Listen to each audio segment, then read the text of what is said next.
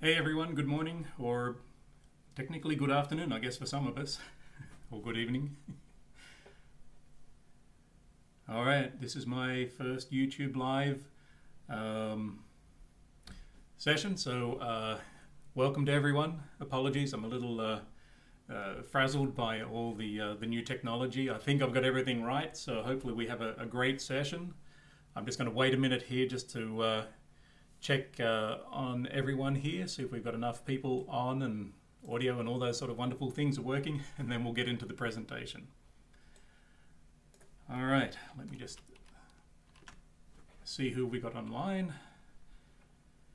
Della, Anna, Kate, hey, Pam, Jocelyn, gosh, already got a good bunch here. Excited. That's great, thanks Anna, I'm glad you're excited. I'm excited and nervous. I don't know why, shouldn't be, but I am. Hey Anne-Marie, all right. Okay, we know who you are. Gallery gifts. All right. Mrs. Pepper, Kim. Oh, okay, good. Sound is good. All right. So I'm using a whole bunch of new software here today. If it goes smoothly and maybe a future live session, I'll show you a little bit more about my setup here. It's all kind of new, so hopefully you can see me in full screen now. Good or bad, I'll let you decide there. But I'm going to switch into the presentation now, and hopefully you can see my presentation that I've prepared. Thanks to Jan for helping me clean up a few little embarrassing typos and whatnot. So let's dive in. Now it's going to be a very simple agenda today, partially because I didn't want to put too much effort into something which may get messed up. But here we go. So first of all, two things. I want to, obviously you're here because you can see we're on YouTube now. So that's going to be the way of the future for us. The Facebook videos, kind of nice. We've got a lot of people watching and engaging with them, but going back and looking at them afterwards and helping people point into specific areas, and the whole organization of Facebook videos was really hard to figure out, or impossible. So that's why we're switching over to YouTube. And as a reminder, I think everyone's already aware of this, but our YouTube channel is out there. So please subscribe, hit the little bell icon there as well. That'll give you notifications when we upload new videos, and I think when we go live as well. So that's that. The rest, what I want to talk about today, really is about questions that came in from the group. So I've only got a few in there that I picked on today. So I'm not going to be putting people's full names and pictures up there just to sort of protect the innocent a little bit there. I don't think anyone anticipated that something in a closed Facebook group would be appearing here. So we're just going to be on a first name basis. You know who you are. But all that said, feel free to get questions into the chat window here, and I'll flip back to those periodically to try and answer your questions as well for anyone that's tuned in live today. So let me just get my screens arranged here. All right, so first question that I wanted to address here from the group was from Michelle, and she asked a great question that pops up time and time again, and it's, what's the ideal title length? Should it be short? Should it be long? I keep hearing someone saying this and someone saying that. So reality is that they all work. So that's the good news. So there's no right or wrong here. But what Etsy have told us, now I'm just going to advance my screen here, is that they recommend you write short descriptive titles that are easy for a shopper to understand. So that's in their own words. So, that's all fine and dandy. And I know that there are hundreds of sellers out there, thousands of sellers out there that will say, you know what, I got long titles and they work perfectly fine. And that's so true. That's why I'm saying there's no right or wrong here. But I want to talk a little bit more about why Etsy are telling you this. So if you think it's because Etsy, there's some conspiracy out there and they're trying to tank your shop, no, that's not the case. They're not messing with you. What they did was they basically looked at the items that are selling. They did their research and they said, statistically, based on what we've seen in our own data, short titles work best, and they've analyzed the reasons why. So they're telling you this because they've done the research. So that's the good news. Etsy are trying to help people out there by giving them advice that relates to best practices. So that's what it is. What they aren't telling you is that these are not hard rules. These are not set in stone. You can bend the rules a little bit. That's why you're hearing those conflicting pieces of advice coming in from people. So, you know, that's what I wanted to point out here. The difference between best practices and hard rules. These are not hard rules. They're just best practices. This is what Etsy is saying statistically works better. So keep that in mind. So as with all things, you've now got ambiguous information here. You're trying to deal with that.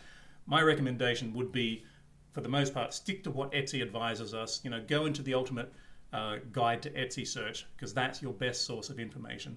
Anyone else that tells you it works other ways, they're basing that on anecdotal evidence, not on the hard research that Etsy have done. Doesn't mean they're wrong. It may work very well in their circumstance, in their situation. So generally speaking, follow what Etsy tell you, but don't be afraid to bend the rules occasionally. You know, just like I said, they're not hard rules. You can get in there and you can try and do things a little differently if you think that you found a nice little angle there. Experiment and see how that goes for you. So Michelle, I hope that answers your question there. I know I haven't solved it. You know, you've got to do it this way or that way. All I can tell you is, based on the research and the statistics that Etsy have looked at, shorter appears to be better, but feel free to bend the rules. Okay, so I hope that helps. I'm going to take a little water break here. All right, so I'm just going to have a quick look at the chat here to see what's going on, and then we'll move on to the next slide. All right. A few more hellos there. Thank you everyone for joining. Hey, we've got Nate on. Hope you're feeling better, mate. All right, so Pam's given us a little tip there on how to get my attention, so good. Melody, you've joined, that's great. Can't see the video, but I can hear it. Okay, well, hopefully everyone else can see what's going on. I'll proceed anyway, so let's move on to the next slide here. So this next question's from Dawn, and she's got a really great question here, which I think applies to not just digital sellers, but a lot of people that sell personalized items out there, especially with personalized messages and things like that. And she's got trouble finding those wonderful words that have got low competition and high search volume. And you know, I like to call this the Goldilocks words. You know, not too hot, not too cold, if you're familiar with that old fable. But you know, this is a really hard type of problem to solve for you. And anyone out there that's been trying to find these wonderful words will tell you exactly how difficult it is, or impossible. And I'm going to explain a little bit more about why that is the case. Now, Dawn's been great here. She's given me a couple of examples, so I can actually go in there and show you what I will do with those keywords. So this is really good. You might want to look at the technique that I apply here in a minute or so, and then see how that, and then use it for your own shop. That's what I'm trying to say. All right. Let me just quickly look here. I'm seeing a bit of chat going on.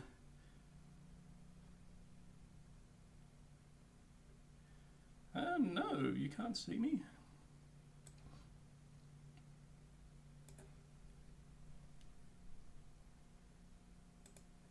How about now? Hopefully that's better. I think I clicked on the wrong button there, so we should be good now. All right. I don't think you visually missed out on anything tremendously there, but let me just quickly recap here. That's it. Okay, good. I'm back in business. All right. Whew. First YouTube hiccup, right? All right. Sorry, folks. Okay, now we're back into gear. So as I was saying here, Dawn has asked about getting some keyword selection or picking good keywords for digital sellers. I think it can apply to everyone there. So I'm not going to go and repeat the whole spiel there, but we've got a couple of good examples in there. So what I want to do first before I dive in is really just talk about how difficult it is to find these wonderful or apparently wonderful keywords, the ones that have got those low competition and high search volume. What I'd recommend people do is really focus on finding those long tail keywords that really accurately describe your listing, rather than trying to find the keyword that has the right numbers, because humans they're not computer based. They're emotional, they're irrational, they're passionate, all those sort of wonderful things. So you just can't mirror or map that to certain numbers. So really focus on those long tail keywords, and I'm going to show you a little bit more about those, or talk to you a little bit more about those keywords, because I know a lot of you hear about long tail keywords, don't quite know what they are hearing about it for the first time, or maybe you know a bit about them. So I just want to level set and get everyone on the same page when it comes to long tail keywords. So realistically, long tail keywords by nature are not searched very often. That's because they're very specific, but they're really, really good because they typically have a higher conversion rate, and that's why I recommend those rather than the really broad sort of terms. I'm going to pop into the Keyword Explorer in a second to show you how to use that tool to find good long tail keywords, and I'm going to use the examples that Dawn shared here so that we can see them in a good practical environment. So keep that in mind.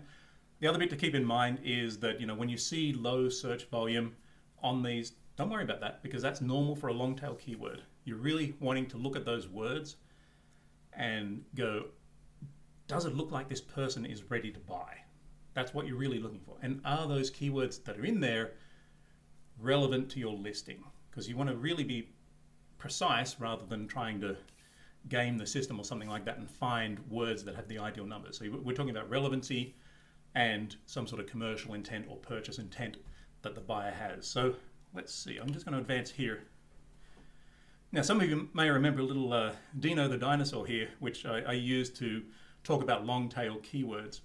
And he really represents a distribution curve where, and I hope you can see my mouse pointer here, where the head, up here we have all those search terms that are searched heaps, lots and lots each time, every month on Etsy. So this could be things like Harry Potter and slime. Gift for mum is somewhere up there as well, which is a three-word long tail, a three-word term that is very popular. You would think that 3 words, maybe it's a long tail keyword, but it's not because of that really high volume that it's got in there. But these are very broad, So slime, what about slime? What type of slime? What color? What texture? Gift for mum, that's even more broad when you think about it. It's like, what sort of gift? Okay, you're on Etsy, duh, you're buying a gift, right? That's what Etsy's really good about. You give us a little bit about who it's for, but is it jewelry? Is it a shirt? Is it a downloadable something or other? What is it, right? So they're very vague at this point. Now, where it gets really interesting is down in this tail section. This here, I'm just adjusting my screen here so that I can actually see what I'm presenting here. Down in the tail section is where the words get really interesting. They're not searched as often. That's why we've got fewer searches down here. They're not searched as often, but typically they get very specific. And in the example I've got here, I've got a 18-inch silver necklace, and you can see from there, you know what it is, it's a necklace, what type of necklace it is, it's a silver necklace, what size it is. So suddenly you've got several parameters in there. Clearly, with a term like this, a person has done their research and they know what they're looking for. Obviously, a term like this is going to have a lot less, fewer searches in there. The search volume is going to be relatively low compared to, say, silver necklace. There should be less competition as well. So that's kind of good. As you get more specific, there's going to be less competition. And the beauty and what we're trying to capitalize on here is that higher conversion rate. Okay, so that's the nice general what are long tail keywords and what the properties are and what's the difference between a head keyword and a long tail keyword. It's really down to how often they get searched and the conversion rate. So long tail keywords I really like because of that conversion rate. Okay, so I'm going to quickly have a look at the chat. Okay, looks like Dino's got a few friends out there. That's awesome. All right, so hopefully that helps give you an idea of what long tail keywords and why they're special. Now I want to switch over to the Keyword Explorer and really talk about what I do to really drill down and find long tail keywords that could be useful in this example. And I'm going to be a little how do I put it? I will be a little general here, purely because digital is not, or digital downloads is not my forte. I don't have a lot of experience in that, oddly enough. You might think, oh yeah, you run eRank, you know all this stuff. I don't. But I think I've got a good general framework to help you and anyone else that doesn't sell digital products out there. And the other bit is I know someone who is very successful at selling digital products on Etsy, and I'm going to see if I can pick their brain and maybe we can get them to talk more about that one day. So bear with me on that one. Debbie, I know you're taking notes there, so make that a little note for my homework here. I'm going to see if I can pick the brain of this person and see what they can do. I think they've sold over 100,000 items on Etsy, so they really know their stuff. So maybe they can give us a few tips and tricks one day. But anyway, let me switch my screen now. I'm going to pop over to my browser. Let's see if that works well. All right, hopefully everyone can see my browser. Okay, there's a little bit of a delay there, so I'm just going to assume that's a yes. All right, so what I'm going to do here is I'm going to look at each of those examples or both of those examples that Dawn provided, but then I'm going to break them down and look at the root components. So I'm going to go up and then back down again. So hopefully we get an idea of how you can find something in this little niche area here. So bottle cap images, I would consider this fairly niche. So here's my reasoning. That is, we don't see a lot of searches on Google. Kind of to be understood, Google people don't shop from there, but they start their journey there. So I don't see a huge amount of volume there. I'm not upset about that. I'm not put off by that, because I think that sometimes, you just need that sign of life. And, obviously you're making them because people are looking for them. So don't be put off by that. But at the same time, to set expectation, you're not going to be selling millions of these every month. It's not going to work that way, because there's just not enough people out there. So yeah, that's sort of setting a level of expectation. What I really like here, and this is what I love about Etsy, right? Have a look at some of these months where Etsy, they're kicking Google's butt. More people are searching for some of these things on Etsy than Google.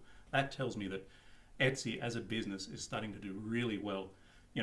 There's that awareness of Etsy, and people are going to Etsy first to look for these things, and then on Google. That is, to me, that's magic. So I really like that sort of stuff. Anyway, that's a little side note. Take a breath, Anthony. Now, as I scroll down, this is where I start to get really interested, because what I'm looking for here are those keywords in the related searches section. So in here, what we've got are keywords that contain bottle cap images that have been searched for by people on Etsy. So that's really good. This is, you've started with something that's only 2 words, and that's usually how I like to use the keyword explorer. 1 or 2 words, and then start to look at the longer combinations in the related searches here. So what I'm trying to get at here is that you can use this information to try and figure out what type of bottle cap images people are looking for. So if there are the ones that pop out here straight away, breast cancer. Now that's a great cause.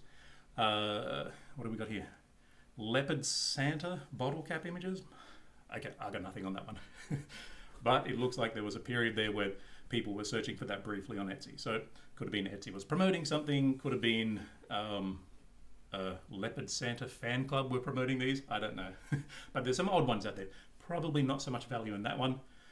But I like the ones where there's a good cause behind it. I think the breast cancer one is a very good one. Christmas bottle cap images, that's interesting. That's also coming up and seasonal. I don't know enough about bottle cap images to really talk much more about it than that, but you get the idea here. You can just go through the list here and look for ideas there. Now, one thing you'll notice is that the list is pretty short. So what I typically do is go, why is that? So I'm going to go back up to the query here, and you'll see we've got bottle cap images, but that's all one word. Now, this is my ignorance, I guess, in regards to the niche here, but I would have probably typed in bottle cap images like so. So that's what I'm going to do, just to see if there are any other ideas that could be useful there. So you can see what I'm doing here. I'm just trying to, sniff around and try and find all the possible angles. So let's have a look here. Now, the graphs look much more interesting now. So Google are about the same, because Google will treat bottle cap and 2 words and 1 word pretty much the same.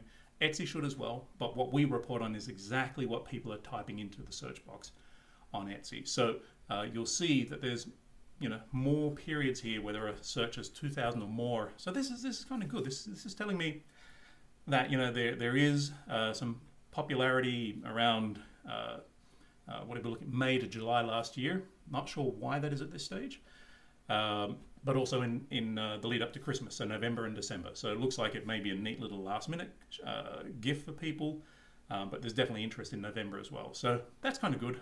I've split that word into two, and I'm seeing that there is definitely some good demand for those out there. So I'm really encouraged by that. Now, let's scroll down again. Let's see if we've got any more ideas that can pop up in here. Okay, so Valentine's Day. All right, not quite the right time of the year for this. Peace. Okay, that's got some potential there. Religious bottle cap images. Hadn't thought about that, so maybe there's another idea for you. I'm not going to read off all the list, all the keywords in the list here, but if you look at the thought process I've just gone through, I've looked at the query and I've gone, is there something else I can do here? And I've split that word bottle cap into two, and then I've got more options in here. Again, not a lot of searches on here. Competition's pretty low, so that's kind of good. Don't have a lot of engagement data in here as well, but I'm somewhat encouraged by the volume in here. Just knowing that they exist, that's encouraging. So go through that list, see if you can find other little opportunities in there. Perhaps you can diversify a little bit and create bottle cap images for Christmas. I'm seeing a few brands in there, so I'm not going to recommend those. I'd recommend you do your homework and make sure you don't put any terms in there that shouldn't be in there. Hint, hint, Harry Potter. And make sure that you're safe there. So that's one method here. Now, I've got a few more. So hopefully this is all interesting and useful for you all. So in the next example, I'm just picking on bottle cap now, because like I said at the beginning, I'm not too familiar with this product and this niche. And you can see here, as a general, very broad search term, not a lot's going on Etsy. And I think that's because people that are looking for these already have somewhat of a bit of an idea of what they're looking for. So again, we're going to use the related searches section to see what those subcategories or subgenres are. So bottle cap images, great, that's reassuring. Digital, that's reassuring.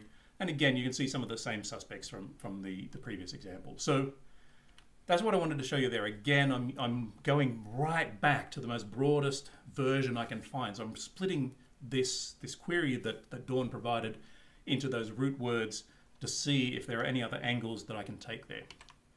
Another example, like I said, split it into two words, because sometimes people do that, right? We like to join words. That's how the English language evolves. Two words become one, but sometimes there's still two words, right? So again, I can scroll down, I can see bottle cap images there. Okay, that's good. Flattened bottle caps, probably off target there, so I'd probably leave that one alone. You always use the filters here to, like I'm just doing here, just to make sure that the results show image in the results here. And you've got some reasonable options in here again. So again, I've gone down a little rabbit hole here to try and find more words that you could be using in your listings, or words to help you create new listings. And if they're digital, I suspect that you can create new listings much easier than people that have to work in the tangible world where they have to make things. But I hope this gives you ideas. Now, I've got a few more for you. Bottle cap images. So again, and I'm repeating myself here, but you can see what I'm doing. I've split the words out like so. I'm not going to drill down into that one because I think I covered that. Printable invitations. So now we're switching gears a little bit here.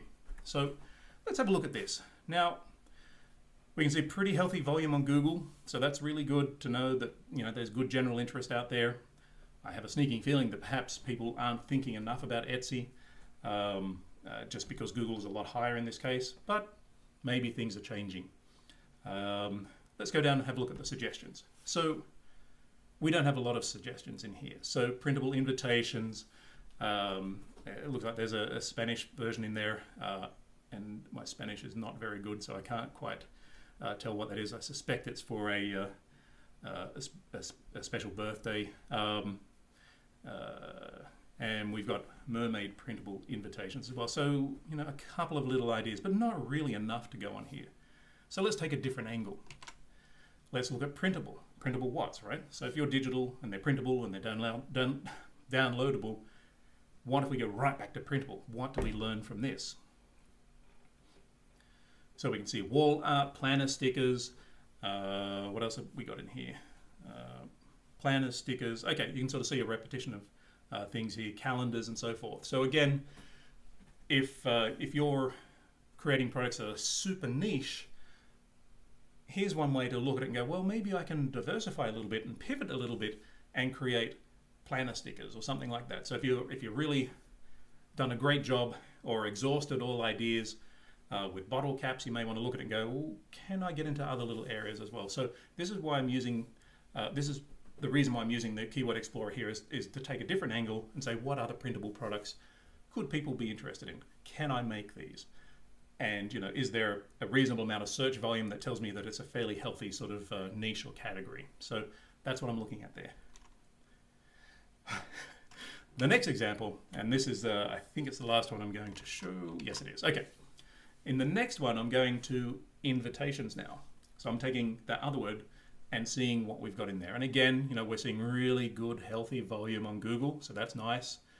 Etsy, looks a little bit low here, but I can hide the Google and get a better sense of what the graph looks like. 5,000 or more queries in many months here. January seems to go nuts, so we're going to have to look at why that's the case. I suspect it's New Year's resolutions and getting organized and things, but that's my gut feeling there.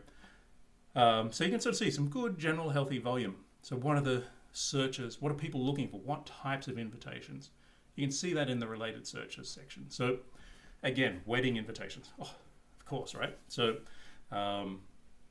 perhaps there's something there that you can leverage there. And weddings, if I'm not mistaken, are pretty damn hot right now because we're in summer, we're getting into the fall. And if I'm not mistaken, I think I saw something from Etsy about wedding season. So I think it's probably not a bad option if you can pivot into that as well. General invitations, okay, obviously. Birthday invitations, who knew, right? I'm sure you knew that one. Bridal shower invitations. So again, a variation on the theme. Etsy wedding invitations, seeing another recurring theme here, right? Baby shower, fall wedding invitation templates. So I can start to see some pretty interesting ideas here. I can see Winnie the Pooh, which I'd probably be very hesitant about. Beauty and the Beast, again, sounds like a bit of a Disney danger zone there. So you want to be very careful with some of the suggestions in there. Just because people search for them doesn't mean you really should be using those keywords in your tags or in your description there. So just be careful with some of those. But hopefully what you've seen here is how I look at a phrase like a hero phrase, and I try and break it down to the root components, those words that make up those phrases, and then I go back down again to see if there's something I haven't thought about previously. So if you're really niche and you're focusing on something that very few people are searching for, this may be a technique that you can use to diversify and find little other avenues that you can add to your shops or add to your shop and essentially expand. And if you look at a lot of the talk that Etsy has in the Ultimate Guide to Search, they talk about diversifying and casting a wider net and finding new keywords and keywords you haven't previously thought about to increase your exposure. And that's something that I think you should seriously consider and embrace there. So I hope that helps. I'm going to pause here and check on the comments and see what's happening in there, and then I'll move on to the next slide. And remember, if you've got any questions at all, feel free to put them into the chat window, and I'll get to them shortly. All right, so what have we got in here? Okay, thanks Debbie for noting the homework. I appreciate that. Oh yeah, thanks Pam for the reminder about the thumbs up. Okay. Pam has just pointed out, Britt is asking about free shipping when she sells items of different sizes, prices, where rolling in the cost to the item won't be fair to the customer, but will items not be seen? That's a great question. I think that you'll still be seen. I feel like people are going to be in the same boat as their competitors. So the trouble you're going to have, your competitors are going to have as well. I think that I've seen too many different comments. It's working well, like free shipping is working well for people. free shipping is terrible for people. I suspect that the people that are talking about it being terrible, their experience may be slightly skewed by the time of the year. We've just gone through summer. We're getting towards the end of summer now. Typically, that's not a strong shopping season unless you're in weddings and maybe summer clothing and things like that. So some people's experience may be a little bit skewed there. So I think that it's a little too soon to really land on one side or the other. I want to see a little bit more data before I start strongly recommending one way or another. Generally speaking, though, I've seen plenty of research out there that tells me that free shipping helps to improve the conversion rate, and that high or expensive shipping is the number one reason why people abandon shopping carts. That's not stuff that Etsy made up and Josh invented recently. That's well-known research that's been around for over 10 years that high shipping costs can hurt. So just keep that in mind. Anyway, Britt, I'm not really answering your question now, so I have to apologize for that. But let's wait and see for a little bit more data before I put any great recommendations out there. Okay, sorry, Britt, I'm sitting on the fence a little bit there.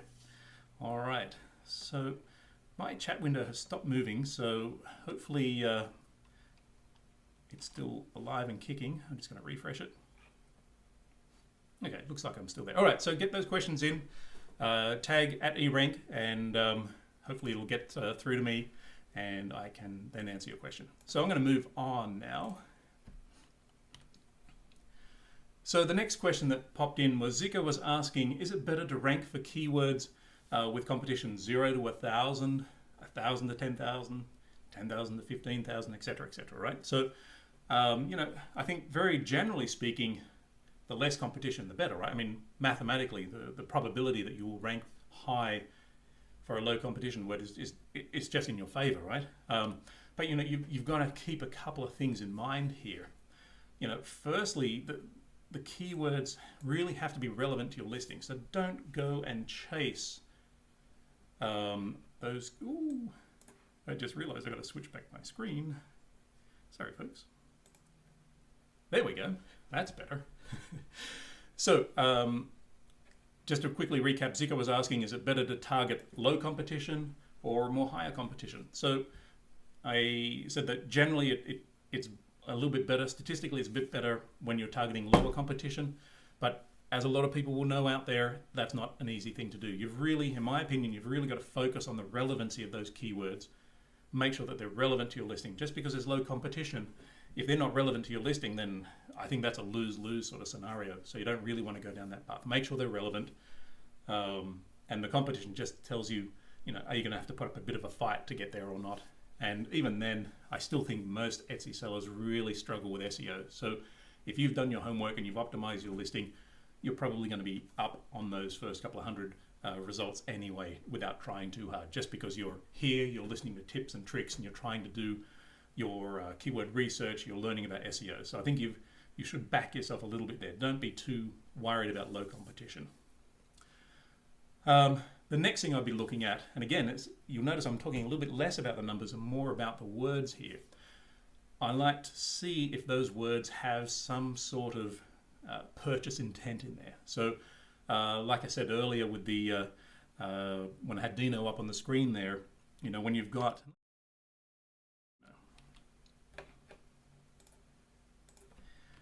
Yeah, boy. Woo. Here we are. Okay. So like I said, look for things that tell me this person is getting close to buying. And again, I've got the 18-inch silver necklace in here. It tells me what it is, what type of necklace it is, and the size. So there's 3 parameters that I'm playing with there. That tells me that this person has done their research. They've got something in mind. They're pretty close to the end of their purchase journey. So that's what I'll be looking for there, Zico. I hope that helps answer your question there. So again, quickly recap, make sure they're relevant and look for words in those search terms that give you a bit of a hint about the person being ready to buy. Okay. All right. Let's move on to the next slide. Emojis. Now, this is a great question that came up from the Facebook group from Amy.